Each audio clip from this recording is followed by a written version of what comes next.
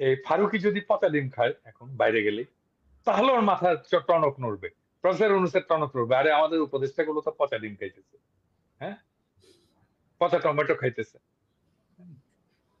তখন ওদের টনক নড়বে যে না। নিউজ করছে। তো আমাদের উপরে আমার মনে হয় ঝুঁকি যেটা, সেটা ওই ছোটখাটো ঝুঁকি আসবে না, জেল জরিমানা না, যে কোনো দিন নাই হয়ে যাইতে পারি। তো আপনি দেশে থেকে একদম জীবনের ঝুঁকি নিয়ে আপনারা আন্দোলন করেছেন, এখনো আসলে এমন কিছু শুরু হইলে সেটা আপনাদের থেকেই শুরু হইতে পারে সামনে। দেশের মানুষ এবং আন্দোলনরত শিক্ষার্থী এবং এই বিপ্লবে যারা অংশগ্রহণ করেছিল সকলের মতকে অপেক্ষা করেই মোস্তফা সরোয়ার ফারুকী সহ কয়েকজনকে উপদেষ্টা বানানো হয়েছে। তো তাদেরকে কেন উপদেষ্টা বানানো হলো, এর পিছনে কী ষড়যন্ত্র রয়েছে এবং সমসাময়িক এই অন্তর্বর্তীকালীন সরকারের ব্যর্থতা নিয়ে গুরুত্বপূর্ণ আলোচনা করেছেন সাংবাদিক ইলিয়াস হুসাইন, পিনাকি ভট্টাচার্য এবং জনপ্রিয় একজন শিক্ষক আসিফ মাহতাব। আলোচনা অনেক লম্বা, কিন্তু আলোচনায় উঠে এসেছে এই সরকারের ব্যর্থতা এবং মূলত আহত শিক্ষার্থীরা কেন আন্দোলন করছে এবং মোস্তফা সরোয়ার ফারুকী কী কাজ করলে তিনি উপদেষ্টা পদ থেকে পদত্যাগ করবেন সে বিষয়ে আলোচনা করেছেন পিনাকি ভট্টাচার্য। সম্পূর্ণ আলোচনা শুনবো, এরপর বিস্তারিত কথা বলবো। বাস্তবতায় আমরা আলোচনাটা করব। পিনাকি দাদা, আপনি শুরু করেন এটা দিয়েই যে সবশেষ যে দুইজনকে উপদেষ্টা হিসাবে নিয়োগ দেওয়া হলো, আপনি কতটুকু সন্তুষ্ট? সব শেষের কথা আমি বাদই দিই, প্রথম যে উপদেষ্টা পরিষদ গঠিত হলো, আমি তো তখন থেকে বলে আসতেছি যে এই উপদেষ্টা পরিষদ বিপ্লবের আকাঙ্ক্ষাকে ধারণ করতে পারে এবং কারা কে কে কিভাবে তাদেরকে সিলেক্ট করবে, এটা নিয়ে আমার প্রথম থেকে প্রশ্ন আছে। অসংখ্য উপদেষ্টা আছে যাদের এই বিপ্লবের সাথে বিন্দু মাত্র সম্পর্ক, এবং শেখ হাসিনার বন্দনা করে গেছে তাদের পুরো সময়টা জুড়ে, লিখে গেছে, লেখালেখি করে গেছে, এবং এই বিপ্লব ব্যর্থ হলে তারা আগে যা করতো সেই কাজই করতো। এবং এমন না যে এরা খুব দক্ষ মানুষ, হ্যাঁ, এরা কেউই খুব দক্ষতা নাই, মানে আমি আমি আর নাম ধরে বলতে চাই না, এদের কোনো ধরনের দক্ষতা নাই, এরা কোনো কাজ জানে না, এরা আধুনিক দুনিয়া সম্পর্কে জানে না, কিভাবে দুনিয়া চলতেছে সেটা জানে না, ম্যানেজমেন্টের কোনো স্কিল নাই, বয়স্ক, বৃদ্ধ, জরাজীর্ণ, প্রত্যেকের হাজারোটা অসুখ, তারা চলতে পারে না। আপনি দেখেন, এই যে আব্দুল্লাহ মারা গেল, 100 দিন রোগে ভুগে সিএমএইচ এ মারা গেল বাচ্চাটা, এ তো আমাদের সবচেয়ে আমি আমি বলবো যে এই পর্যন্ত, আমি জানি না আরো কে কে আহত আছে, খোদা না করুক আর কেউ যেন না থাকে এরকম, কিন্তু আমি তো ধরে নেব যে সেই আহ, এসে শেষ শহীদ হলো আর কি আমাদের। তো এখন এই যে ছেলেটা মারা গেল, বাচ্চাটা মারা গেল, এই যে সরকার গঠিত হয়েছে, এই সরকারের উপদেষ্টাদের কি উচিত ছিল না একবার একটু যে মৃতদেহটা দেখে আসা, ডেড বডিটা দেখে আসা, জানাজায় অংশ নেওয়া? কেউ গেছে? এতগুলো উপদেষ্টা আছে, একজন গেছে? যাদের রক্তের বিনিময়ে, যাদের জীবনের বিনিময়ে তারা আজকে ক্ষমতায় বসছে, ক্ষমতা উপভোগ করতেছে, সেই একটা বাচ্চা মারা গেল 100 দিন ভুগে, একটা উপদেষ্টার সময় হলো না যে একটু জানাজা করে আসে?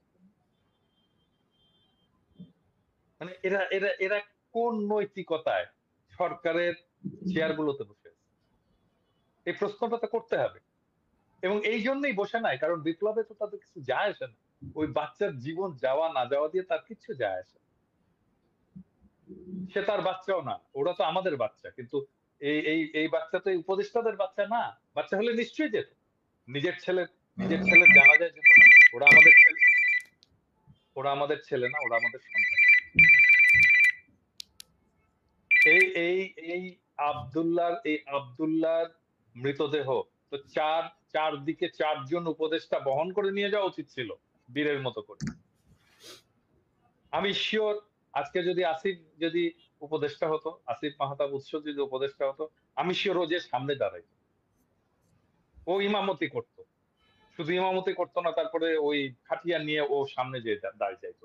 আমি শিওর এটা বলে দিতে হইতো না, কারণ ও ওন করে। ও তো বুক চিতায় তো এই লড়াইয়ে নামছে, ছাত্রদের উৎসাহ দিছে। কয়টা শিক্ষক ছাত্রদের সাথে যে লড়াইয়ে নামছিল? আসিফ নামছিল?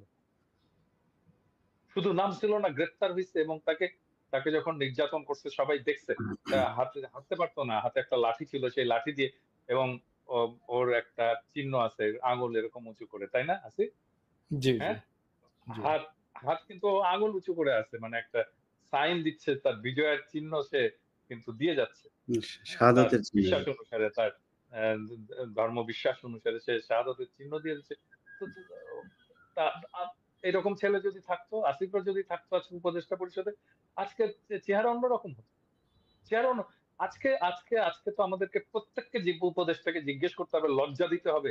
আপনার ছেলে যদি শহীদ হতো, আপনি জানাজা করতে যেতেন না? আপনার ছেলে নাও। যারা শহীদ হয়েছে আমরা বলি না ওরা আমাদের ছেলে, যারা আহত হয়েছে আমরা বলি না ওরা আমাদের ছেলে, বাচ্চা আমাদের। আপনি যেতেন না? এই তো উপদেশটা আমাদের। বাচ্চারা রক্ত দিল, আর এই বুড়া হাবড়া, আমি বলি বুড়া খাটাস, এই বুড়া খাটাস গুলো যে ক্ষমতা উপভোগ।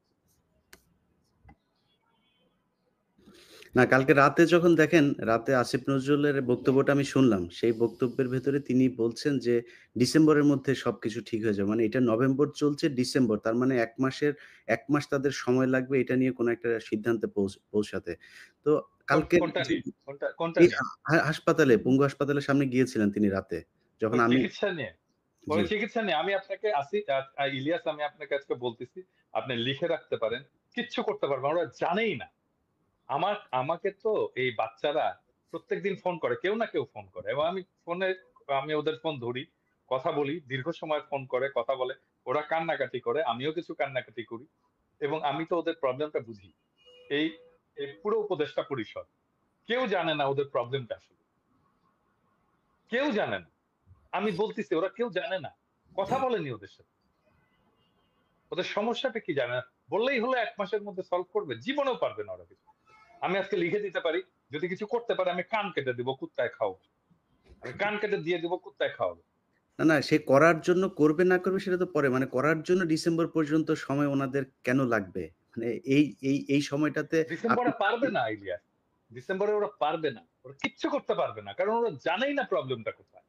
না, আপনি সলভ একজন করা তো দূরের কথা। আপনি একজন চিকিৎসক। আপনি জানেন যে যতটা সময় পার হবে, একজন চোখের যে সমস্যাটা, পায়ের সমস্যাগুলো, এগুলোর যত সময় পার হবে তত তার ওইটার বিপজ্জনক অবস্থায় যাবে, এবং সেটা ইলিয়াস আপনি জানেন, আসিফও জানে, আমি 5ই অক্টোবর আমি বলছিলাম যে চিকিৎসার জন্য কি করতে হবে, এবং আমি নিজেকে ভলান্টিয়ার করছিলাম যে আমি এটা ভলান্টিয়ার করব। আমি এই একটা পরিকল্পনা করছিলাম, ওয়ান স্টপ একটা সার্ভিস সেন্টার করা হবে, যেখানে সমস্ত আহতরা আসবে, তাদের চিকিৎসা শুধু হবে না, তাদের সাইকোথেরাপি হবে, কাউন্সেলিং হবে, এবং ফাইনালি তাদেরকে পুনর্বাসন করা হবে। আমি 5ই অক্টোবর একটা পরিকল্পনা দিচ্ছিলাম। তারপরে ডিজি হেলথ, তারপরে এটা স্বাস্থ্য উপদেষ্টার নজরে পড়ছে, ডিজি হেলথ কে বলছে যে আমার সাথে বসে এই পরিকল্পনাটা চূড়ান্ত করতে। আমি লিখে দিছি প্রজেক্টের রেশনাল, লিখে দিছি অবজেক্টিভ, লিখে দিছি। তারপরে তাদের আসার কথা ছিল, কেউ আসেন। আমি কিন্তু স্বাস্থ্য উপদেষ্টাকে বলছি যে টাকার কথা চিন্তা করেন না আপা, আমি টাকা জোগাড় করে দিই। আরে ভিক্ষা করে টাকা জোগাড় করে দিতাম, কয় টাকা লাগতো? সেটা তো আমরাও বিভিন্ন সময় এই কথাগুলো বলছি যে যদি টাকা প্রয়োজনে আমি প্রবাসীরা দেওয়ার আমি জন্য তো রাজি। ইলিয়াস নিজে দায়িত্ব নিতে চাইছিলাম, আমি হুম, নিজে দায়িত্ব নিতে হুম, চাইছিলাম যে আমাকে দেন, আমি এদের চিকিৎসার ব্যবস্থাটা করে হুম, দিচ্ছি, হুম। আমি পরিকল্পনাটাও করে দিচ্ছি। একটা জিনিস 14 জনকে বলতে হয়, তারপরে কোনো কাজ হয়। জি, আসিফ মাহতাব, আপনি আন্দোলনের একেবারে শুরু থেকেই ছিলেন। জি। যদিও আন্দোলন শেষ হবার পরে আর আপনাকে আমরা দেখছি না। আপনি সিনের বাইরে চলে গিয়েছেন বা আপনাকে বাইরে রাখা হয়েছে। তো এই যে আপনি সিনের বাইরে চলে আসলেন, বা যারা আজকে এখানে উপদেষ্টা মণ্ডলীতে আছে, পিনাকিদা যেটা বলছিলেন, আমি বিশ্বাস করেন, আমাকে এখন যদি জিজ্ঞেস করেন যে সব কয়জন উপদেষ্টার নাম বলতে, আমি চিনিও না। নামও জানি না, মনে হয় ৩-৪ জনের নাম বলতে পারবো। এর বাইরে সবাইকে চিনিও না আমি। এবং চেনার প্রয়োজনও মনে করি না, বা তারা চিনাইতেও চান না। যখন আপনার ইন্টারেকশন হবে, একটা কাজ নিয়ে আপনি কাজ করবেন, বিভিন্ন বিষয় নিয়ে, যেমন আওয়ামী লীগের একজন মন্ত্রী, সে স্বরাষ্ট্রমন্ত্রী ছিল, স্বরাষ্ট্র মন্ত্রণালয়ে সে বিভিন্ন কাজ করত। মানে ভালো খারাপ সেটা পরের কথা। সে করত যে কারণে আমরা দেখতাম। মানে উনারা কোথাওই নাই। মানে উনারা করেন কি আসলে? মানে উনারা কি সারাদিন ঘুমান না কি করেন এটাও আমরা জানি না। তো এই যে আপনি বাইরে চলে গেলেন, মানে আপনি কি এমনিতেই বাইরে আছেন, নাকি আপনার সাথে কি এই যে সরকার, একটা বিপ্লবী সরকার আমরা যেটাকে নাম দিয়েছি, সেই সরকারের পক্ষ থেকে কোনো ধরনের যোগাযোগ করা হয় কিনা, বা কোনো ধরনের নীতি নির্ধারণী পর্যায় থেকে আপনার সাথে কোনো বক্তব্য নেওয়া হয়েছে কিনা এখন পর্যন্ত?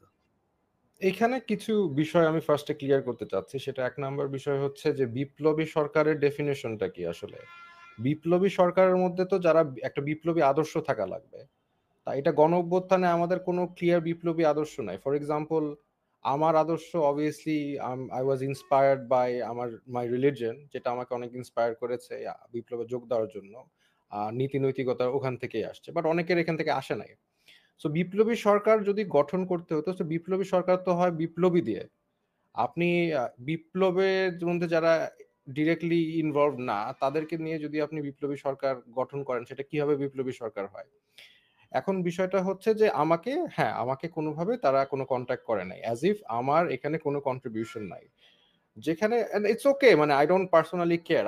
আমি বাংলাদেশের এই সব, আপনারা জানেন, আপনারা রিপোর্টার, আপনারা জানেন যে আমি বাংলাদেশের একদম ফার্স্টের থেকেই এই আন্দোলন, শুধু এটা না, আমি বাংলাদেশের প্রথম প্রাইভেট ইউনিভার্সিটি রাস্তায় নামায় রোড ব্লক করা, সেটা আমি ফার্স্টে করি। ইট ওয়াজ মাই প্ল্যান। হ্যাঁ, আমার ওই স্ট্র্যাটেজিটা আমি যদি দেখান, আমি এখন এই মুহূর্তে আমার কম্পিউটার থেকে বের করে দিব আমার ডিটেল স্ট্র্যাটেজি। তো সেটা আমি ফার্স্টে করি। তো আমি বাংলাদেশের জন্য করে আসছি এই কিছু পাওয়ার আশায় না, যে আমি কিছু একটা পাবো, আমাকে কেউ একটু রেসপেক্ট বেশি দিবে, এরকম না। আমি এখানে এই জন্য কিছু করি নাই। সো তারা যদি সরকার ঠিক মতো চালাতে পারতো, that's fine, I am happy. আপনি যদি দেখেন আমার স্ট্যাটাসগুলি, আমি প্রথমে খুবই খুশি হয়েছিলাম যে হ্যাঁ, সরকার গঠন হয়েছে, ইটস ফাইন, আমার দরকার নাই। হাউএভার, দিন যত যাচ্ছে তত কিছু প্রবলেম আমি দেখতে পাচ্ছি, যে this is a clearly a discriminatory government. সে বৈষম্য বিরোধী দাবি করছে, বা সে নিজেই বৈষম্য করছে। তারা তাদের এজেন্ডা, তাদের আইডিয়ালস, যেটা বাংলাদেশের সাথে যায় না, সেই ধরনের আইডিয়ালস এবং দর্শন সেটা চাপিয়ে দেওয়ার যত রকম কাজ কারবার সেটা করছে। জনগণের যে দ্রব্যমূল্য হার, বিভিন্ন সমস্যা, একদম 5ই অক্টোবর আমিও লিখেছিলাম যে সবার আগে উচিত হচ্ছে শহীদ এবং আহতদের চিকিৎসা করা, সেটাও তারা ফেইলিয়ার। এই একটা কাজেও তারা সাকসেসফুলি করতে পারেনি, কারণ আমি এখনো মানুষকে দেখি যে তারা বাসার মধ্যে গুলি ভিতরে ঢুকে বসে আছে, তাদের কোনো খোঁজ খবর নাই, মানে তাদের যে কোনো একটা প্রসেসে আনা হবে সেটাও নাই। তার মানে they are failure in every level. So এই জন্য আমি আসলে এটাকে বিপ্লবী সরকার হিসাবে ধরতে পারছি না, দুঃখজনক ভাবে। আমি এটাকে বিপ্লবী সরকার বলবো না। আমি যদি আরো একটু ফার্দার ইলাবোরেট করি, সেটা হচ্ছে যে এই সরকারটা মূলত যাদেরকে নেওয়া হচ্ছে তারা এনজিও সেন্ট্রিক। এখন এনজিও চালানো আর জনগণের নেতৃত্ব দেওয়ার ভিতরে আকাশ পাতাল পার্থক্য আছে। এনজিওরা, যেমন নম চমস্কি আপনারা সবাই জানেন, পৃথিবীর মধ্যে one of the number one political thinker, সে এরকম বলেছে যে একটা অর্গানাইজেশন, এনজিও অর্গানাইজেশন একটা ফ্যাসিস্ট বা একটা টোটালিটেরিয়ান একটা সিস্টেমের মতো, যেখানে এনজিওর যে মাস্টাররা, তারা যেটা বলে ওয়ার্কারদের সেটাই করতে হয়। তাদেরকে ছাঁটাই করতে চাইলে করে দিতে পারে, তাদেরকে যাকে ইচ্ছা তাকে নিতে পারে, তার কালচার, অফিস কালচার, সেগুলো সবই ইয়ে করে এনজিওরা। তো তারা যদি দেশটাকে এনজিও মনে করে যে আমার এই দেশের জনগণ, আমি যাকে খুশি তাকে নিব, আমি যা খুশি তাই করব, আমি আমার আদর্শ চাপাই দিব জনগণের উপর, দ্যাটস এ প্রবলেম। বিকজ জনগণের দ্বারা সরকার, সরকারের দ্বারা জনগণ না। এনজিও মানে ওয়ার্কার চালিয়ে অভ্যস্ত, এনজিও কারো, মানে কিভাবে বোঝাবো, যে কারো আন্ডারে তারা তো থাকে না। কারণ এখন আমরা বলি সিভিল সার্ভেন্ট, তারা কিন্তু সিভিল সার্ভেন্ট, জনগণের দাস, মানে সার্ভেন্ট তারা। তো তারা এইভাবে ট্রিট করছে না, তারা আমাদের উপর বলে দিচ্ছে যে এই যে আমরা এই লোকটাকে নিলাম। ওয়েল, আপনি নিলেন কেন? আপনি কাকে জিজ্ঞেস করে নিলেন? কি প্রসেসে নিলেন? আপনি বললেন হয়ে গেল? হ্যাঁ, তার মানে কি আপনারা কি আমার মাস্টার নাকি? You work for me, I don't work for you. না, এখানে খালি এটাই না, আরো কিছু জিনিস দেখছি যে ধরেন প্রথম আলো এবং ডেইলি স্টার, আমরা যেইটা সবচাইতে বেশি গুরুত্ব সহকারে দেখছি, যে যারা প্রথম আলোর হয়ে কাজ করতো, ডেইলি স্টারের হয়ে কাজ করতো, তারা এখানে আসছে। আপনি যদি এই আকিজ গ্রুপের কথাই বলেন, তারা শ্রেষ্ঠ সম্ভবত একটা অ্যাওয়ার্ড পেয়েছিল কয়দিন আগে ডেইলি স্টারে। Best business person of the year. হ্যাঁ, তারপরে ফারুকী হওয়ার পর থেকে সারা দেশের মানুষ যখন কিনা তার বিরুদ্ধে তাকে নিয়ে সমালোচনা করছে, হাস্যকর মনে করছেন। 8 পাস একজন ব্যক্তি, আমাদের উপদেষ্টা, যিনি কিনা সার্বক্ষণিক গাঁজায় মত্ত থাকতেন এই সবিরহাটের এইখানে, এরপরে রিহাব খেটেছেন যিনি, যার বিরুদ্ধে মানে বিকৃত যৌনাচারের অভিযোগ আছে, এমন একজন বিকৃত মনা, প্রচন্ড রকমের ইসলাম বিদ্বেষী একজন মানুষকে এখানে দেওয়া হয়েছে। প্রথম আলো প্রতি ঘন্টায় ঘন্টায় তার পক্ষে নিউজ করছেন। এছাড়া আমরা যখন কিনা পিনাকিদা ডেইলি স্টার নিয়ে কথা বলছেন, আমি প্রথম আলো নিয়ে কথা বলছি, আমরা মানে এদের বিরুদ্ধে যখন, এই যে একটা বিশাল ভারতের যেই হেজিমনি, তাদের বিরুদ্ধে যখন কথা বলছি, তখন আমরা দেখছি যে আসিফ নজরুল, তারপরে রেজওয়ানা, এরপরে প্রধানমন্ত্রীর প্রেস সচিব যিনি আছেন শফিক, আমি উনাকে আসলে শফিকুল আলম উনি শফিকুল আলম শফিকুল আলম উনি যে আসলে এই 15 বছর কোথায় ছিলেন আমি জানি না।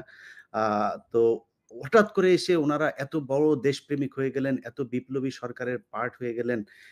এখন এই 'প্রথম আলো' আর 'ডেইলি স্টার' থেকে আসলে দাদা আপনি তো বলছেনই বেশ কদিন ধরে। এখান থেকে মানে মানুষকে বের করব কিভাবে? বা মানুষকে সেটা মানে মানুষ তো বুঝতেই পারছেন যে তারা যে 'প্রথম আলো' এবং 'ডেইলি স্টার' যে সরকারকে কিভাবে প্রভাবিত করছেন।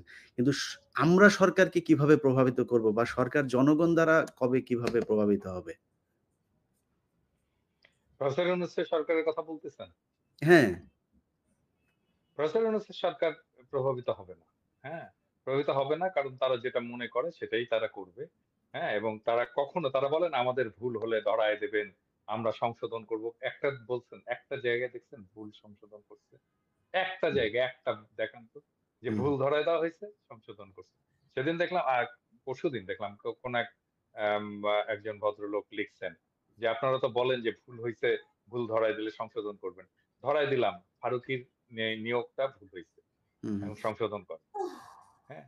অসং তারা কখনো কোনো ভুল তারা সংশোধন করে কখনো এবং তারা যেটা মনে করছে সেটাকেই প্রতিষ্ঠা করার চেষ্টা করে গেছে গায়ের জোরে। হাসিনা যেভাবে করতো ওরা সেভাবে করে। একই হুম, জিনিস। মানে হাসিনারও ভোট লাগতো না, এটাও তো ভোটের সরকার না। তো এরাও মনে করতেছে যে আমরা আরেকটা হাসিনা হয়ে গেছি। ক্ষমতায় গেছি আমরা আরেকটা হাসিনা। হ্যাঁ? রাইট। কোনদিন আমরা যতগুলো প্রশ্ন তুলছি, উত্থাপন করছি, কোনটার জবাব পাইছে? কেউ পাইছে? একজনকে দেখান যে ঠিক আছে আমাকে কথা বাদই দেন। আমরা না হয় ২ পয়সার ইউটিউবার। অন্য তো অনেকে অনেক প্রশ্ন তুলছে, তাই না? অনেক সিনিয়র লোক, অনেক রেসপেক্টেড লোকেরা অনেক প্রশ্ন তুলছে। ফরহাদ মাজার প্রশ্ন তুলছে, সলিমুল্লাহ খান প্রশ্ন তুলছেন, তাই না? ওরা তো রেসপেক্টেড মানুষ, একাডেমিশিয়ান। তাদের কোনো জবাব দেওয়া হয়েছে? হয়নি। কখনোই এরা আমাদের কোনো কথা শুনবে না। কখনোই শুনবে না। আনলেস আপনি এদেরকে বাধ্য করতে পারেন। মানে ধরেন এই ফারুকী যদি পচা ডিম খায় এখন বাইরে গেলেই, তাহলে ওর মাথার টনক নড়বে। প্রফেসর ইউনূসের টনক নড়বে। আরে আমাদের উপদেষ্টাগুলো তো পচা ডিম খাইতেছে। হ্যাঁ? পচা টমেটো খাইতেছে। তখন না, ওদের টনক নড়বে যে না লজ্জা তো একটা ধরেন লজ্জা তো দাদা ধরেন ওই যে আমাদের গ্রামের একটা কথা আছে না যে একজনকে বিচারে জুতা দিয়ে পিটাইছে। পেটানোর পরে বলছে যে, "আমার জুতা দিয়ে পিটাইছে, মান-সম্মান আছে। যদি আরেকজনের জুতা দিয়ে পিটাইতো তাইলে কি অবস্থা হইতো?" আপনি মানুষটাই ফারুকীরে যে ডিম পচা যে মারবেন, মানে ওকে আসলে ও সোশ্যাল মিডিয়ায় দেখে না কি হচ্ছে ওরে নিয়া? মানে এরপরেও লজ্জা হয় না। ওরে ডিম জুতা-টুতা খাইলেও লজ্জা হবে কিনা সেটা না, আসলে না, না সন্দেহ। হবে না তো, হবে না আচ্ছা, তো, আচ্ছা, আচ্ছা, হবে আজকে না তো। একটা একটু ইন্টারাপ্ট করি। আজকে খুবই একটা ইন্টারেস্টিং জিনিস দেখলাম। আমি কিন্তু ওনার ফেসবুকে যেই ফেসবুকে উনি আজকে স্ট্যাটাস দিল, যে ওনার ব্যাপারে যেগুলো টিয়ে পোস্ট দেওয়া হচ্ছে তার অনেকগুলোই মিথ্যা। হুম, এখন উনার প্রোফাইল থেকে আমি নিজে যেই প্রোফাইলে উনি এই পোস্টটা দিয়েছে সেই প্রোফাইলে আমি নিজে উনি যে এলজি এগুলো সাপোর্ট করে, সমকামিতা সমর্থন করে, এগুলি যে পোস্ট সেটা আমি নিজে স্ক্রিনশট নিয়েছি। আজকে যে দেখি নাই। তার মানে উনি ডিলিট করেছেন। হুম, হুম, উনি যদি এতই সব যদি মিথ্যাচার হয় তাহলে উনি ডিলিট করলো কেন ওনার পোস্ট? হুম, হুম। ওটা তো আমি নিজেই করেছি কাজটা। সো না, ডিলিট করে তো লাভ নেই। এগুলো তো এখন সবার হাতে, হাতে চলে গিয়েছে। সে ডিলিট করলেই হবে। সে তো সে বোয়াগ এবং তার যে সিনেমা নাটকগুলো আছে সেগুলো সে ডিলিট করবে কিভাবে? আমি আজকে কথা বলছিলাম বুঝছেন একজনের সাথে। তার হুম, একটা নাটক আছে। নাটকের নাম হচ্ছে নাটক হচ্ছে আমি নামটা ভুলে গেছি। এই যে দেশাত্মবোধক গানের একটা কথা আছে ওই গানের নামে। সেটাতে জামাত ইসলামের আপনার গোলাম আজম-টাজম এদেরকে নিয়ে কটাক্ষ করে করা আছে। তিনি আ করছিলেন, বাইরে ছিলেন। বাইরে থেকে সেটে গিয়েছেন। সেটে যাওয়ার পরে একটা আ শুটিং হয়েছে ওইখানে। শুটিংটা ছিল হচ্ছে মিছিল করবে। জামাত ইসলামের একটা মিটিং হবে। গোলাম আজমের সামনে গোলাম আজম, যে গোলাম আজমের চরিত্রে অভিনয় করছে তাকে সামনে রেখে পেছনে একটা হবে। তো সেই মিছিলটা উনি আবার যেহেতু ডিরেক্টর সেটে এসে তারপরে ওই মনিটরে দেখছেন ফুটেজগুলো কি হলো। সেই ফুটেজ দেখার পরে ইচ্ছামত গালাগালি এবং ওর সেটে নাকি প্রচন্ড রকমের গালাগাল করা হয়। এটাও প্রমোট করে। মানে খামোখা একজনকে ধরেন আমরা বলি না, "এই ভাই এদিকে আয়।" উনি নাকি ওইখানে একটা খারাপ ভাষায় গালি দিয়ে তাকে ডাক দেয়। এটা ওর নরমাল একটা জিনিস। সেখানে সে গালাগালি শুরু করছে যে, "এই শুটিং আবার করতে হবে। মিছিলটা আবার করাইতে হবে।" কেন? বলছে, "মিছিলে সবার মাথায় টুপি দেয়া লাগবে। টুপি নাই কেন?" বুঝছেন? মানে এই টুপি আর দাড়ি ওর বিভিন্ন সিনেমাগুলোতে যে এই যে এটা করা হয়েছে এবং আ নিজেরও তো দাঁড়িয়ে আছে। নিজেরও মাথায় টুপি আছে, হ্যাঁ নিজেও তো দাঁড়িয়ে আছে, হ্যাঁ অন্য টুপি। হ্যাঁ, যাই হোক। তো এগুলো করে সে এগুলো তো আর সরাইতে পারবে না, তার ফেসবুক পোস্ট সরায় তো লাভ নাই। না, উনি কালচারের উপদেষ্টা, এটা কিন্তু একটা সিরিয়াস ইস্যু, কারণ উনি কালচার মানে ডিভাইস করবেন, আমাদের কি কালচার দ্বারা দেশ শাসিত হবে বা দেশের কালচারটা কি হবে সেটা উনি নির্ধারণ করবেন, উনি পলিসি মেক করবেন, উনি ওখানে পুশ করবেন। তো এখন উনি কি আমাদের দেশের কালচারের রিপ্রেজেন্ট করে? এই আর যদি করে থাকে তাহলে গভর্নমেন্ট আমাকে এটা দেখাক যে কিভাবে তাকে নিয়োগ করা হলো বা কিভাবে উনি আমাদের কালচার রিপ্রেজেন্ট করে, মানে এটার অ্যানসারটা আছে কি? বিএনপির একটা অংশ তাকে সাপোর্ট করতেছে। হ্যাঁ, এবং যুক্তি কি? যুক্তি হচ্ছে যে সে এই হাসিনার শাসনের যে ন্যারেটিভ, হ্যাঁ, সেটা তৈরি করবে, যেটা দেখে হাসিনার শাসনের বিরুদ্ধে ঘৃণা উৎপাদন হবে। আরে বেটা, এই শেখ মুজিবের শাসন, হাসিনার শাসনের বিরুদ্ধে ন্যারেটিভ কারা তৈরি করছে এতদিন ধরে? কারা তৈরি করছে? ফারুকই তৈরি করছে। ও করতে পারবে ন্যারেটিভ কিভাবে তৈরি করতে জানে? ও জিন্দেগিতে করতে পারবে একটা পলিটিক্যাল ন্যারেটিভ তৈরি? উনি উনি আমাদেরকে করতে হবে এই ন্যারেটিভ তৈরি। উনি করুক, উনি ওনার জায়গা থেকে করুক, কিন্তু উপদেষ্টা, কালচারাল উপদেষ্টা, উনি কালচার নির্ধারণ করবে সেটা তো না। আমাদের কালচার তো শুধু অ্যান্টি শেখ হাসিনা না, আমাদের কালচার তো আরো মানে বড় একটা বিষয়, তাই না? Just anti Sheikh Hasina narrative উনি ওনার জায়গা থেকে করুক না, উনি নাটক সিনেমা বানাচ্ছে ওখানে, ওগুলো ওইটাও করুক। পারবে না, ওইটাও পারবে না। অ্যান্টি শেখ হাসিনা ন্যারেটিভ, ফ্যাসিবাদের বিরুদ্ধে ন্যারেটিভ ও তৈরি করতে পারবে না। ব্যারে, এটা তো একটা স্কিল লাগে, স্পেসিফিক স্কিল লাগে। ওটা লিখুক তো, একটা উপন্যাস লিখুক তো। না, ওর বেশিরভাগ নাটকগুলোই নাকি আপনার ওই আরেকজনের নাটকই করে নেয়, এবং এটা নিয়ে তার সাথে বেশ কয়েকজন তার জুনিয়র পরিচালক যারা আছে তাদের সাথে সে বিট্রে করেছে, যে কারণে মিডিয়াতে সবাই এই বিষয়গুলো জানে। এবং একটা ইয়ে হচ্ছে পিক পকেট, তার একটা ইয়ে আছে। আরেকটা হলো শনিবারের বিকেল। এই শনিবারের বিকেলে সে হচ্ছে ওই যে হোলি আর্টিজান নিয়ে আপনার হলি করেছে। আর্টিজান নিয়ে, হ্যাঁ, এটা ওটা কি কিন্তু আমি দেখিনি। বাংলাদেশে কিন্তু এটা আপনার মুক্তি পায় নাই, অথচ সেটা ইন্ডিয়াতে মুক্তি পেয়েছে, বুঝছেন? মানে এটার পুরো প্রযোজনা, টাকা পয়সা, ফান্ডিং যা যা সব সে ভারত থেকে পেয়েছে। সো আমরা সরাসরি এমন একজন মানুষকে আমাদের সংস্কৃতির দায়িত্ব দিয়েছি, যিনি কিনা ভারতের হয়ে কাজ করেন, প্রথম আলো, ডেইলি স্টারের এজেন্ডা বাস্তবায়ন করেন। ইন্ডিয়ান নায়ক নায়িকা ছাড়া তার সিনেমা তো হয় না। হ্যাঁ, এবং তার তার তাই হওয়ার না? পরে দাদা আপনি একটা লক্ষ্য একটা করছেন? নায়িকা লাগবে, একটা নায়ক লাগবে। হ্যাঁ, তো আমি জানি না, এটা হইতে পারে যে, বুঝছো, ওই যে আমি তো বলছিলাম আসিফ নজরুল, আপনারে আমি ধরবো না যদি এরপরে উপদেশটা একজন ইন্ডিয়ান নায়িকা নিয়ে আসেন, তাইলে তো এই ইন্ডিয়ান নায়িকা যাদের সাথে কাজ করে তারে নিয়ে আসে। এটাও হইতে পারে যে, বলতে পারে আপনি তো বলছিলেন আপাতত ফারুকীকে আনছি যে ইন্ডিয়ান নায়িকা নিয়ে কাজ করে, আপনার এরপরে কথা সরাসরি রাখছি। নায়িকা নিয়ে আসবো তাহলে উপদেশটা তো হিসেবে। আপনার প্রতি ব্লেমটা তো মনে হয় আপনার প্রতি পড়ে তাহলে। না, না, আপনার কথা তো রাখছে, তাইলে একটা জায়গায় রাখছে দেখা যায়। হুম, এবং বুঝতে পারে। এবং আপনি দেখেন যে প্রথম আলো তাকে যেইভাবে করতেছে, এই একটা জায়গা। আরেকটা হচ্ছে চঞ্চল চৌধুরী, যে কিনা পলাতক, যারে খুঁজতেছে বাংলাদেশের মানুষ ভারতের এই দালালি করার জন্য। সেই চঞ্চল চৌধুরী কিন্তু তাকে নিয়ে প্রথম আপনার অভিনন্দন জানায় করছে ফেসবুকে মুন্নি আপনার। সাহা, হ্যাঁ, চঞ্চল চৌধুরী, মুন্নি মুন্নি শাহ, সাহা। না, এই সবগুলো উনিশ যেগুলো বছর। যেগুলো লুকাইছিল, হুম। সবগুলো এখন একে একে বের হবে। সবগুলো এই ফারুকই বের করবে সব কটাকে। এবং আমার হ্যাঁ, ধারণা যে রাষ্ট্রীয় প্রোটেকশনে তাদেরকে বের করবে। নাসিরউদ্দিন ইউসুফ এরাও বের হয়ে আসলে আমি অবাক হব না, চলেও আসতে পারে। না, বের হবে, বের হবে। রামেন্দ্র মজুমদার বের হবে। হ্যাঁ, আসিফ ভাই, আপনি তো মানে আসলে আমরা তো বাইরে ছিলাম, আমাদের জীবনের উপর দিয়ে ঝুঁকির সুযোগটা খুব একটু কম থাকলেও আমরাও যে কোনো সময় যে পরিস্থিতি দেশে এখন, আসলে দেশের বাইরে যারা এখনো আছে এখনো পর্যন্ত তাদেরকেই ম্যানেজ করতে পারছে না। এছাড়া আপনি দেখেন ফারুকিরে নিয়ে কিন্তু বাংলাদেশে কোনো গণমাধ্যমে কোনো সমালোচনা নেই, সবাই মোটামুটি পক্ষে নিউজ করছে। তো আমাদের উপরে আমার মনে হয় ঝুঁকি যেটা, সেটা ওই ছোটখাটো ঝুঁকি আসবে না, জেল জরিমানা না, যে কোনো দিন নাই হয়ে যাইতে পারি।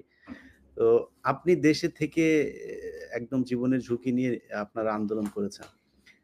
এখনো আসলে এমন কিছু শুরু হইলে সেটা আপনাদের থেকেই শুরু হইতে পারে। সামনে করণীয়টা কি? করণীয়টা কি? এটা এটা তো একটা কমপ্লিকেটেড ইস্যু, কারণ মানে আমরা তো একদিকে চাচ্ছি দেশটা স্টেবল হোক, বাট আরেকদিকে যদি সরকার এই রকমের বৈষম্য করে, এরকমে একদম মানে যাদের একদম টোটালি মানে বেইমানি করতেছে জনগণের সাথে, এখন এরপরে তো একটা টাইম সুনার অর লেটার আমাদের তো হয়তো বা কিছু করতে হতে পারে। এন্ড কিছু করতে হলে কি আমার মনে হয় না সরকার এটাকে মানে কিছু করতে পারবে। সরকার যদি এখনো মনে করেন এই ধরনের বৈষম্য করে, যে ক্লিয়ার বৈষম্য, তো এবং এই যে ফারুকী ওনাকে যদি নিচ্ছে যে এজেন্ডা, আর আরেকটা বিষয় হচ্ছে এই গভর্নমেন্ট ছিল ডেমোক্র্যাটদের সাপোর্টে, তো এখন ডেমোক্রেটরা কিন্তু নাই, তো কাজে ওনারা যদি মনে করেন যে আমেরিকা তাদেরকে খুব বেশি ব্যাকিং দিবে তাদের এজেন্ডা বাস্তবায়নের জন্য, দিবে না, কারণ আমেরিকাও জানবে যে তারা ডেমোক্রেটের সাপোর্টার। তো কাজে আমাদের হয়তোবা সামনে যদি এরকম চলতে থাকে তাহলে আমাদের তো অবভিয়াসলি মানে মুভ করতে হবে। তারা আসলে ভয় পাচ্ছে বা আমাদেরকে ভয় দেখানোর চেষ্টা করছে যে শেখ হাসিনা চলে আসবে এই সেই, কিন্তু তাদের ভয় পাওয়ার জায়গাটা আসলে ভুল। জনগণকে ভয় পাওয়া উচিত। যেই জনগণ শেখ হাসিনাকে তাড়িয়েছে সেই জনগণকে ভয় পাওয়া উচিত। সেই জনগণ কিন্তু আপনাদেরকেও, যদি আপনারা বেশি বাড়াবাড়ি করেন, এক্সট্রিমিজম বেশি করেন, উগ্রবাদিতা বেশি করেন, তাহলে আপনাদেরকেও তাড়ানো জনগণের পক্ষে সম্ভব। মানে that's a clear message. We are not afraid of you, you have to understand that. আপনি কি আমাদেরকে গায়ে গুলি করবেন? ইজন্ট ইট নট ক্লিয়ার যে আমরা গুলি ভয় পাই না? এটা তো ক্লিয়ার হওয়ার কথা এতদিনে। সেই ক্ষেত্রে আপনি আজকে ইলিয়াস, সরি ইন্টারাপ্ট করার জন্য, জি না আজকে না বলেন, আসিফ নজরুল একটা আলোচনা কথা বলছে, উগ্রবাদকে কোনোভাবেই বরদাস্ত করা হবে না, এরকম একটা কিছু বলছে না? জঙ্গিবাদ আসিফ জঙ্গিবাদ পড়ছে জঙ্গিবাদ, জঙ্গিবাদকে বরদাস্ত করা হবে না। আচ্ছা, মানে জঙ্গিবাদ এই ইস্যুটা তো ওয়ার অন টেররের একটা ভোকাবুলারি ছিল, ওটা থেকে তো আমেরিকা সরে আসছে। তারা কিন্তু এখন আর এই পলিসি পার্সু করে না, এই পলিসি এখন একমাত্র পার্সু করে ইন্ডিয়া। হঠাৎ করে জঙ্গিবাদের কথা কেন বললো আসিফ নজরুল? কে তাকে দিয়ে বলালো? এটা বিশাল এটা ইস্যু বিশাল হয়ে একটা উঠলো। সিগনিফিকেন্ট ঘটনা দাদা। আপনি ফেসবুকে পোস্ট করছেন, আমিও সেটা পরে পোস্ট করছি আপনার হ্যাঁ, ওখান থেকে কপি নিয়ে। মানে এটা হ্যাঁ, বিশাল সিগনিফিকেন্ট যে হঠাৎ করে জঙ্গিবাদ আসিফ নজরুলের কোথায় চাপ দিল জঙ্গিবাদেরা, মানে এটা কোত্থেকে পাইলো সে, এটা এটা বিরাট একটা ব্যাপার। যেই যেই জঙ্গিবাদের তকমা নিয়ে আসিফ মাহতাবরা এতদিন মানে সামনে দাঁড়াইতে পারে না, কিছু বললেই জঙ্গিবাদের নিয়ে হয়তো আপনার মানে ওই কি বলে ট্রান্সজেন্ডারের বিরুদ্ধে কথা বললেও আসিফ মাহতাবদেরকে আপনার জঙ্গিবাদ বলা হইতো। আমরা যদি মাঝে মধ্যে ২-১ রাকাত নামাজ পড়ি সেটার জন্য জঙ্গিবাদ বলা হয়। দাড়ি রাখলে সমস্যা, ইফতার করলে সমস্যা, টুপি মাথায় দিলে সমস্যা। যাই হোক, এই সমস্যাগুলো নিয়েই আমরা এতদিন ছিলাম। এখন আসিফ নজরুল কি সেটা বাংলাদেশের মানুষ আমার মনে হয় চিনবে, এবং আসিফ নজরুলকে চেনার জন্য খুব বেশি পেছনে যাওয়ার দরকার নেই। তিনি সেই দাদা এই জিনিসগুলো আপনি জানেন যে সেই যে কি বলে জাহানারা ইমামের সময় ওনার ভূমিকা কি ছিল। এরপরে উনি প্রথম ব্যক্তি যিনি কিনা ওয়াজের বিরুদ্ধে কথা বলেছিলেন। সাঈদীকে নিয়ে তিনি লিখেছিলেন আপনার সম্ভবত বিচিত্রা, বিচিত্রা। বিচিত্রা সেই শাহরিয়ার কবিরের সম্পাদনায় তিনি লিখেছিলেন যে এক ধর্ম ব্যবসায়ীর উত্থান, এই শিরোনাম দিয়ে তিনি লিখেছিলেন। তো আসিফ নজরুল মাঝখানে রয়ের যেই কাজগুলো তারা করে প্ল্যান বি হিসাবে একটা পক্ষকে দাঁড় করায়, আস্তে আস্তে তাদেরকে মনে হয় যেন তারা বোধহয় আসলে আমাদের মতোই ডানপন্থী লোক। পরবর্তীতে সুযোগ মতো তারা কাজে লাগে। আমার ধারণা সেই কাজেই লাগাচ্ছে। দাদা এখন আমাদের আজকে আমি আমি আরেকটা জিনিস বলি, এই আন্দোলনের সময় আমি এই বিএনপির লোকেরা এবং তারা সবাই সারাক্ষণ আমাকে বলতো, দাদা আপনি একটু মাদ্রাসার ছাত্রদেরকে বলেন, মাদ্রাসার ছাত্রদেরকে বলেন, ওদেরকে একটু নামতে বলেন, ওই জায়গা থেকে একটু নামতে বলেন, হাটহাজারী থেকে একটু নামতে বলেন, যাত্রাবাড়ি থেকে একটু নামতে বলেন। এবং এই যে যাত্রাবাড়িতে ঢাকাতে যে সবচেয়ে হিরোইক ফাইটটা হইছে, এটা তো যাত্রাবাড়ি, হুম তাই না? ওই অঞ্চলটা কারা করছে? মাদ্রাসা ছাত্ররা করছে। ওই ফাইটটা মাদ্রাসার ছাত্ররা করছে, মূলত মাদ্রাসার ছাত্র। এবং যখন রক্ত দেওয়ার দরকার পড়বে, যখন প্রতিরোধের দরকার পড়বে, যখন বীরত্বের সাথে ফাইট করার দরকার পড়বে, তখন মাদ্রাসার ছাত্র বলতে বলতে একেবারে মুখের ফেনা তুলে ফেলবে। আর যখন মাদ্রাসা ছাত্ররা এই কাজটা করে ফেলবে, তখন ওরে বাবা, বাংলাদেশ মৌলবাদী দেশ হয়ে গেল, বাংলাদেশ ইসলামপন্থী দেশ হয়ে গেল। এই মাদ্রাসার ছাত্র সব দখল করে নিল, এই মাদ্রাসার লোকেরা এসে পেশাব করলো ঢাকা ইউনিভার্সিটিতে, এসে ঢাকা ইউনিভার্সিটির পরিবেশ নষ্ট করে ফেললো, এই করলো সেই করলো, এই জমায়েত করলো। মানে চিন্তা করছেন এদের মানসিকতা? চিন্তা করছেন? আপনার মাঝখানে একটা পোস্টের কথা মনে আছে দাদা, ওই যে প্রথম আলো, আমি খেয়াল করিনি, এটা আপনার পোস্ট দেখে তারপরে খেয়াল করলাম, তারা ওইটাকে স্পন্সর করছে, আপনার বুস্ট করছে যে জাহাঙ্গীরনগর বিশ্ববিদ্যালয়ে ছাত্র শিবিরের বিরুদ্ধে বামপন্থীদের 2.5 জন লোক 10-12 জন, হ্যাঁ 10-12 জন। হ্যাঁ মিছিল হ্যাঁ, করছে, সেইটা প্রথম আলো আবার স্পন্সর করছে, এটা বুস্ট করে তারপরে মানুষকে জানাচ্ছে বামপন্থীদের সেই মিছিলের কথা। তো ছাত্র শিবির তো কিভাবে চলে সেটা তো ছাত্র শিবির সেই তাদের দক্ষতা দেখিয়ে দিয়েছে। ছাত্র শিবির ওই যে বাম দলের যে মিছিল ছিল, ওই মিছিলের মধ্যে যে 12 জনের মধ্যে 6 জন শিবির করে না, এটা কে জানে? সো কে এইসব জানে? বলে তো লাভ নাই আসলে। না, এইখানে আমার মনে হয় যে এই কারেন্ট এই মানে এনজিওগ্রাম গভর্নমেন্ট, তো এনারা হচ্ছে হয়তোবা একটা ট্রাই করবে যে ইন্টারন্যাশনালি আমাদের সবাইকে ইনক্লুডিং আমাকেও একটা ইয়ে হিসাবে, এক্সট্রিমিস্ট হিসাবে, যেখানে মনে করেন আমার সব ধরনের মানুষের সাথে আমার খুব ভালো সম্পর্ক, নাস্তিক থেকে শুরু করে আপনি মানে বৈদিক ধর্ম বলেন, খ্রিস্টান বলেন, সব ধর্মের মানুষের সাথে আমার অত্যন্ত, বুদ্ধিস্ট বলেন, ফ্রেন্ড আমার ভর্তি, সব ধর্মের মানুষের সাথে আমার ভালো সম্পর্ক। সেখানে তারা হয়তোবা they are going to try and sell যে আমি হচ্ছে এক্সট্রিমিস্ট, আমি মৌলবাদী, যেগুলো তারা ন্যারেটিভ, ওয়ারান্টের ন্যারেটিভ তারা বলে, তারা এটা চেষ্টা করবে, আমাকে ডিফেম করার চেষ্টা করবে, আমার এটাই মনে হচ্ছে।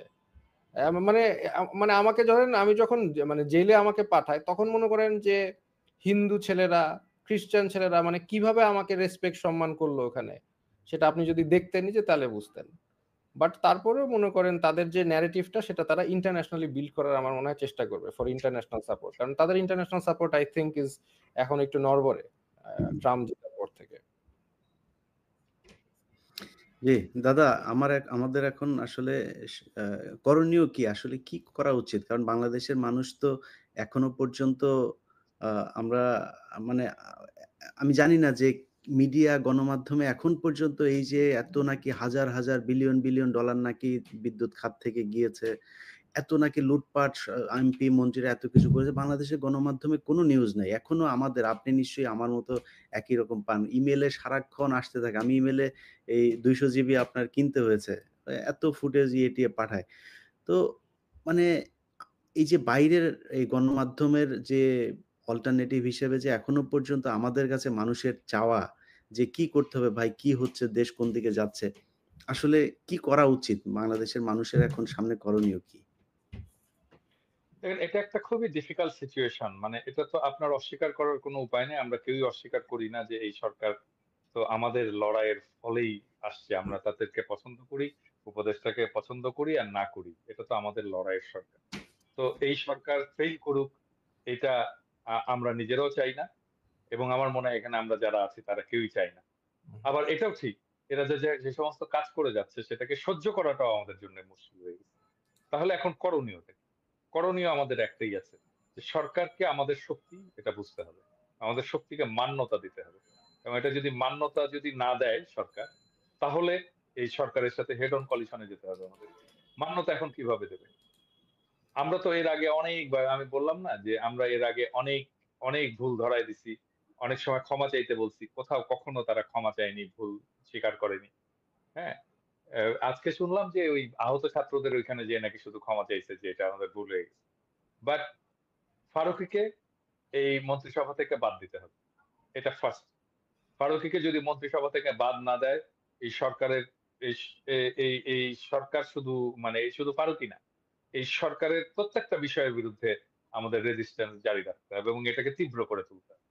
হ্যাঁ, আমি আজকের ভিডিওতে আজকে আমি দেখলাম, মানে আমি আমি তো ভিডিও স্ক্রিপ্ট লিখি, এটা ঠিক, কিন্তু আমি যখন বলি তখন তার স্ক্রিপ্ট মেনে মেনে বলি না, নিজের যেভাবে আসে আর কি সেটা বলে দেই। আজকে আমি দেখলাম যে আমি এই উপদেষ্টাদেরকে তুই তোকারি করে গালাগালি করছি। আমি এটা ওই যখন রেকর্ড করছি তখন বুঝতে পারিনি, আজকে শোনার সময় দেখলাম যে আমি তুই তোকারি করে গালাগালি করছি হাসিনা সরকারকে, বা হাসিনাকে আমি তুই তোকারি বলতাম, তুই বলতাম। কিন্তু এটা বলার জন্য আমি একটা সময় নিছিলাম, হয়তো 2-3 বছর অ্যাক্টিভিজমের পরে আমি যে তুই বলছি। আমি হাসিনাকে মাতারিও বলছি, মানে শেষ দিকে তো আমি মাতারি বলতাম। এই সরকার তুই শুনে ফেলছে এত তাড়াতাড়ি। সো আমার কাছে থেকে যে ধরনের রেজিস্ট্যান্স, যে ধরনের, এটা তারা পাবে, পাওয়া শুরু করবে যদি ফারুকীকে রেখে দেয়। এবং ফারুকীকে সরাতে হবে, এবং এইটা সরালেই আমরা বুঝতে পারবো যে সরকার আমাদের শক্তিকে, জনগণের শক্তিকে মান্যতা দিচ্ছে। আর যদি তারা না সরায়, তাহলে ধরে নেব জনগণের শক্তিকে সে ফ্যাসিস্টের মতোই, স্বৈরাচারের মতো করেই উপেক্ষা করছে। একজন স্বৈরাচারের সাথে যে যে আচরণ আমরা করতাম, সে আচরণ করবো প্রফেসর ইউনূসের সরকারের সাথে। No issues. হ্যাঁ, মানে হাসিনাকে হেড অন কমিশন করছে, হাসিনার সাথে মোদির সাথে ফাইট করছি। হ্যাঁ, এই প্রফেসর ইউনূসের সরকার চুক্তি মেরে উড়াই দিতে পারবো, দেবো। তুলতে আলটিমেটলি হবে, কোয়েশ্চেনটা তো ফারুকীকে সরাইতে হবে, ফারুকীকে সরাইতে হবে। এইটার কোনো নেগোসিয়েশন না, যদি কিন্তু নাই। ফারুকীকে সরাইতে হবে, হয় ফারুকী পদত্যাগ করবে নিজে, অথবা ফারুকীকে সরাইতে হবে। না সরাইলে কি করবো, এটা প্রফেসর ইউনূসের সরকার বুঝবে, প্রত্যেকটা উপদেষ্টা বুঝবে, না প্রত্যেকটা উপদেষ্টা বুঝবে। না, আমি যেটা একটা বলতে চাচ্ছি সেটা হচ্ছে আলটিমেটলি যে উপদেষ্টা নেওয়া হচ্ছে সেটার কোনো এই সরকারের কোনো ট্রান্সপারেন্সি নাই। তারা তো টোটালি ফ্যাসিস্টদের মতো আচরণ করছে না। কোনো ট্রান্সপারেন্সি নাই, জনগণকে জানানোর কোনো ইয়ে নাই যে কাকে নিচ্ছে, কেন নিচ্ছে। একটা কিছু উপদেষ্টা হতে পারে, তাদের নাম যেতে পারে, তারা নামটা জনগণের কাছে প্রেজেন্ট করতে পারে যে দেখেন আপনারা কাকে নিতে চান বা পছন্দ করেন। তাকে একটা আপনি অনলাইনে জরিপ করতে পারেন, অনেক কিছু করা সম্ভব।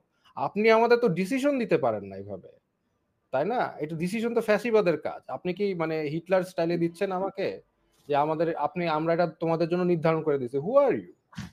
আপনি আমাকে আচ্ছা অপশন আসিফ, দিবেন, আমি সিলেক্ট করব।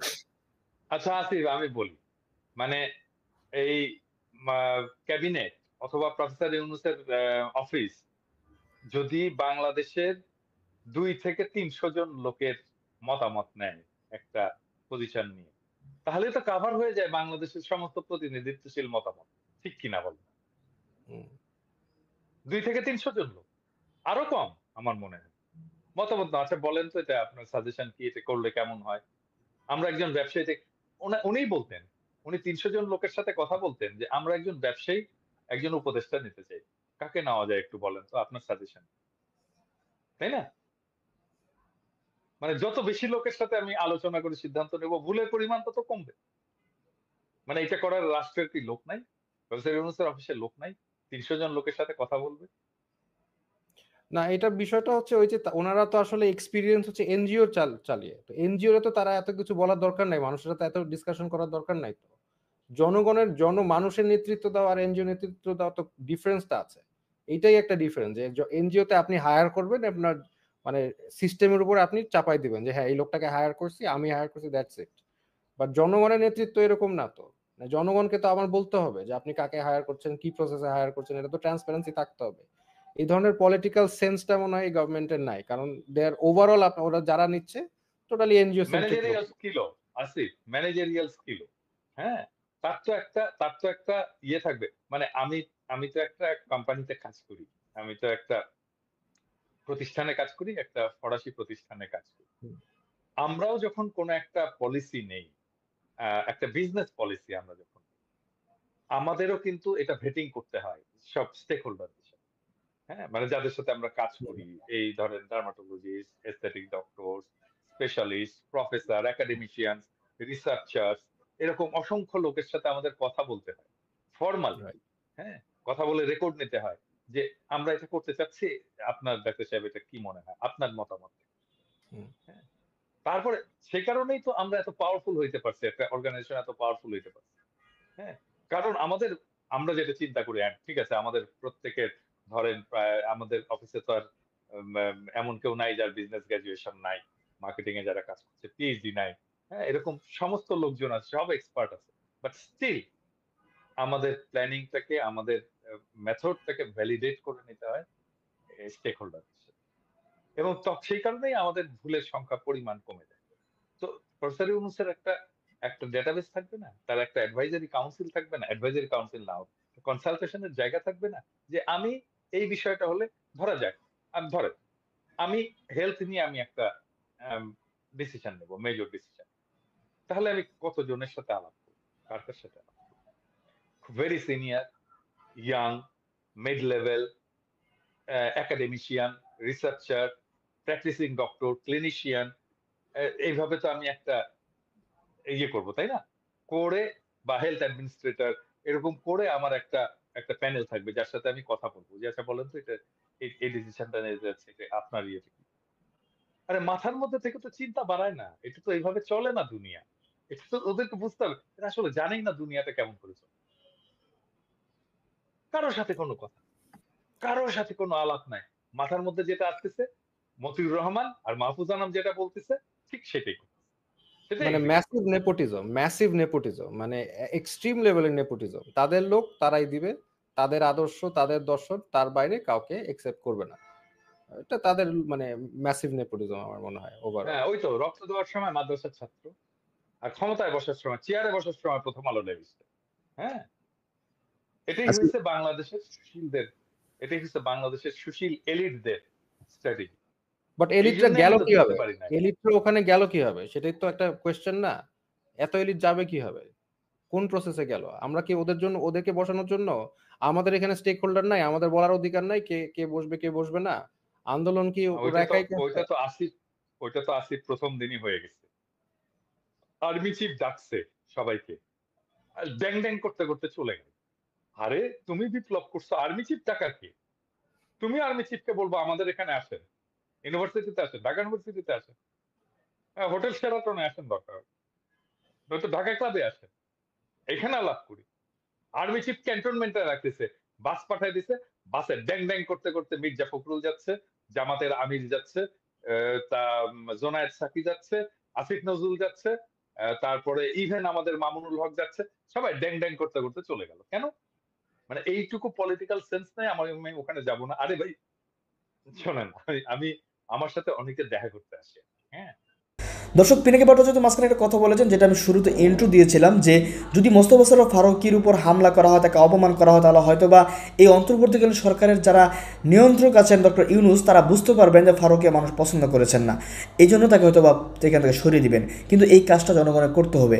জনগণ আন্দোলন করতে করতে হয়তো বা তারা কিছুটা ক্লান্ত, কিন্তু ক্লান্ত হওয়া যাবে না, কারণ এখনও ফেসিবাদ মাথাচাড়াতে ওঠার সম্ভাবনা রয়েছে। তাদের দূষররা এখন উপদেষ্টা মণ্ডলীতে বিভিন্ন লবিংয়ের মাধ্যমে তারা ক্ষমতায় আসছে। এজন্য আন্দোলন চালিয়ে যেতে হবে, এবং যে সমস্ত বিতর্কিত মানুষগুলোকে উপদেষ্টা করা হচ্ছে, যাদেরকে আমরা স্বৈরাচারের দূষর মনে করি, তাদের বিরুদ্ধে আন্দোলন করতে হবে, কঠোর অবস্থানে যেতে হবে, তাহলেই সরকার টনক নড়বে। দর্শক, এখানে আলোচনা শুনেছেন, আলোচনা শুনে আপনার মন্তব্য কমেন্ট বক্সে কমেন্ট করবেন।